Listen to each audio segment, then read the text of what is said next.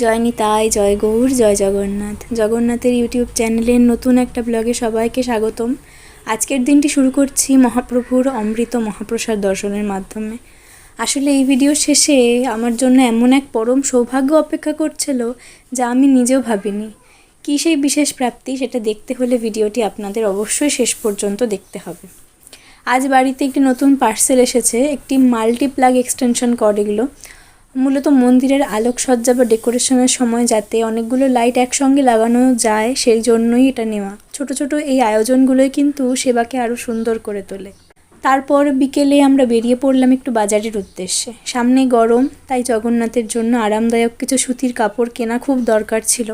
অনেক দিন পর বাজারে বের হওয়া, আর দোকানেও এসে দেখি দারুণ দারুণ গরমের সুন্দর সুন্দর কাপড় চলে এসেছে। সুন্দর সুন্দর কিছু প্রিন্টের কাপড় পছন্দ করে নিলাম। এগুলো দিয়ে আবার একটু নতুন ধরনের ডিজাইনের কিছু পোশাক তৈরি করার খুব ইচ্ছে আছে। বাড়ি ফিরে এলাম, দেখুন কাপড়গুলো কতটা সুন্দর আর স্নিগ্ধ। যখন এই কাপড়গুলো দিয়ে আমি নিজের হাতে জগন্নাথের জন্য পোশাক তৈরি করব, সেই আনন্দটাই কিন্তু হবে আলাদা। অবশ্যই সেই তৈরির মুহূর্তগুলো আপনাদের সাথে শেয়ার করব। প্রথম দিনের ব্লগটি এখানেই শেষ করতে হয়েছিল। আজ আবার সন্ধেবেলা থেকে আপনাদের সাথে কথা বলছি। এখন সন্ধ্যা আরতির সময়। তার আগে সারাদিন ভগবানের চরণে যে পুষ্পগুলো ছিল সেগুলো আসন থেকে সরিয়ে নিচ্ছি। এরপর আরতি সেরে আমরা রওনা দেব এক বিশেষ গন্তব্যে। আজ ছিল রবিবার, তাই আমরা সবাই মিলে গিয়েছিলাম গৌরীয় মঠে। সেখানে গিয়ে তো আমি পুরো অবাক। এখন পবিত্র চন্দনযাত্রা উৎসব চলছে, যেমনটা আপনারা জানেন। মন্দিরের ভিতরে জলকেলির জন্য এমন অপূর্ব সাজানো হয়েছে যে আমার চোখ তো সেখান থেকে সরছিলই না।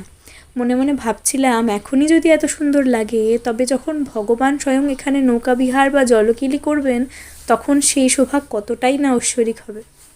আমরা যখন পৌঁছেছি তখন ওই রাত 7টা-8টা মতো বাজে, তাই হয়তো আজকের মতো জলকেলি সমাপ্ত হয়ে গেছে, তাই সেটা তো আর দেখার সৌভাগ্য পেলাম না। মন্দিরের একপাশে দেখলাম কিছু ভক্ত মায়েরা মিলে পরম অনুরাগে ভগবানের শ্রী অঙ্গের জন্য চন্দন বাটছেন। কেননা এখন তো টানা 21 দিন মহাপ্রভুর শ্রী অঙ্গে শীতল চন্দনের প্রলেপ দেওয়া হবে। আমি মনে মনে প্রার্থনা করছিলাম যদি এই সেবায় সামান্য অংশ নিতে পারতাম। আমরা তো সেবার পাগল মানুষ, তাই সেবা দেখলেই মন আর সয় না। আর দয়াময় জগন্নাথেরও কী কৃপা দেখুন, মুহূর্তের মধ্যেই সেই পরম সৌভাগ্য আমার আর আমার মায়ের হয়ে গেল। আমরাও কিছুক্ষণ চন্দন বাটার সেবার সুযোগ পেলাম। এটি আজকের দিনের শ্রেষ্ঠ প্রাপ্তি। মঠ থেকে ফেরার পথে সামান্য কিছু সবজি নিয়ে বাড়ির পথে রওনা হলাম। যদিও মাত্র 2 দিনের টুকরো কিছু মুহূর্ত দিয়ে এই ব্লগটা, কিন্তু দিনটি আমার জীবনের চিরস্মরণীয় হয়ে থাকবে। কিছু কিছু দিন আসে যা মনের মণিকোঠায় সারা জীবন থেকে যায়, তার মধ্যে এই দিনটিও একটি। আশা করি আপনাদেরও এই ভিডিওটি ভালো লেগেছে। ভালো লাগলে অবশ্যই সাথে থাকবেন। দেখা হচ্ছে পরবর্তী ভিডিওতে। ততক্ষণ সবাই ভালো থাকুন, সুস্থ থাকুন। জয় নিতাই, জয় গৌর, জয় জগন্নাথ।